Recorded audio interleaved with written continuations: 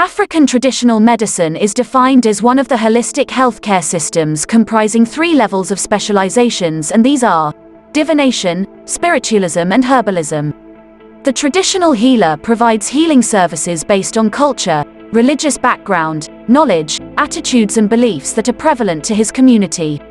In today's video, we are going to see different healing systems in traditional practices and modern herbalism. And if I were you, I would get a sofa and watch, because these are not the normal herbs in your pantry. Please consider subscribing and hit the notification button, and comment down below how you use the herbs we are yet to see in your society. Number 1. Starkitafenta jamaicensis. In Luganda it is called Kalirinsabelera. This became so famous during COVID-19 peak times in Uganda, where everyone ran to it, calling it the African Astrazeneca. Traditionally, it was used by traditional healers to give it to children who got sick due to their parents being in acts of adultery.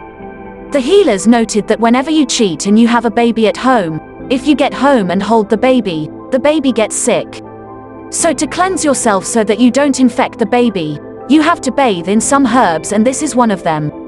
In the modern herbal times, the juice of the leaves, roots, or the entire plant are used locally in various parts of its range in the treatment of headaches, earache, malaria, yellow fever, syphilis, jaundice, liver trouble, intestinal worms and nervous pains, dry coughs, colds, and I think this is where it gets its other alias name of African Astrazeneca. Number 2. Akarantha Sespera. The English name of this plant is the devil's horsewhip. In Luganda in Uganda it is famously known as Kakwata Bekesi or Kakwata Indiga. In Runyakitara it's called Orakurura. In Buganda used to put it in their gardens in order to get high yields.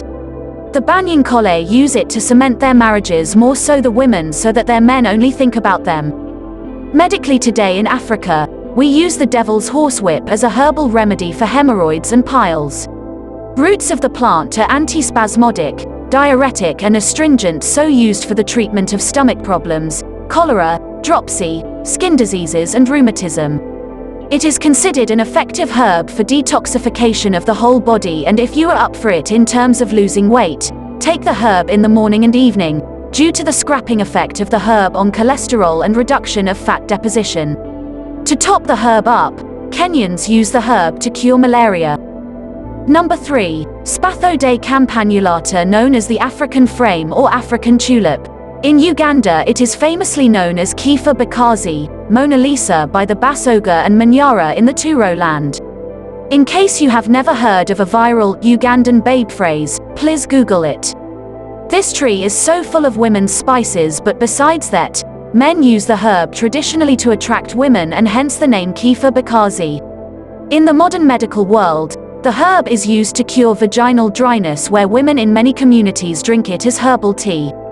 This plant is widely spread in West African parts, more so in Nigeria, and they have reputedly used it for epilepsy and convulsion control, against kidney diseases, urethritis, and antidote for animal poisons.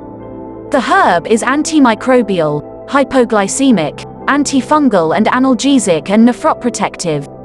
It treats skin disease like herpes and sores, and many women here use it to cure candida. Number 4. Phenoneucinorea, the purple-colored fleabane. In Luganda Kayayana, the African traditional beliefs confirm that, if you bathe this plant or weed, you keep getting favors, or you completely get favored by your husband. That why women do this, so that their husbands can only think about them other than other women, whereas single women use it to attract men. Medical herbalism has it that Phenoneucinorea is so very helpful during colic times in babies, as well it's used for diarrhea, stomachaches, and the common colds in kids. It is also used to cure respiratory diseases like cough and asthma when you make an infusion and drink it. It also happens to be very good at curing fevers and during menstrual problems.